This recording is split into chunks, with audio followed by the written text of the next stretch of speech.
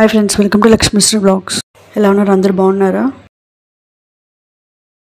ఈ transparence bags అయితే నాకు చాలా యూజ్ అవుతుంది అండి. కప్బోర్డ్లో వచ్చేసి 2-3 లైన్స్ మనం బట్టలు పెట్టుకున్నాం అనుకోండి, స్పేస్ ఎక్కువ కావాల్సి వచ్చి వెనక ఉన్నాయి కనపడవు. సో మనం ఎప్పుడో ఒకసారి యూజ్ చేసే బట్టలు వచ్చేసి ఇలాంటి వాటిలో పెట్టుకున్నాం అనుకోండి, ట్రాన్స్పరెంట్గా కనపడతాయి. మనం వేసుకోవాలన్నా కానీ ఈజీగా తీసుకోవడానికి కూడా ఉంటుంది. సో దీంట్లో ప్లస్ పాయింట్ ఏంటంటే, మనం బట్టలన్నీ పెట్టిన తర్వాత పై జిప్లో బట్టలు పెట్టేసి మనకు కావాలన్నప్పుడు ఎదురు జిప్లో నుంచి మనం తీసుకోవచ్చు అండి. సో ఏ సారీ కావాలో ఆ సారీ మాత్రం. నెక్స్ట్ ఇవి వచ్చేసి స్టోరేజ్ బాక్సెస్ అండి. ఇది వచ్చేసి మనం బట్టలు వాష్ చేసిన తర్వాత మనం ఒకవేళ ఫోల్డ్ చేసిన టైం లేకపోతే కనుక సో దీంట్లో పెట్టేసి మనం ఫ్రీ ఉన్నప్పుడు బట్టలు అనేది ఫోల్డ్ చేసుకోవచ్చు, దానికి యూజ్ చేసుకోవచ్చు. లేదంటే కనుక టాయ్స్, కిడ్స్ టాయ్స్ యూజ్ చేసుకోవడానికి కూడా ఇది మనం యూజ్ చేసుకోవచ్చు.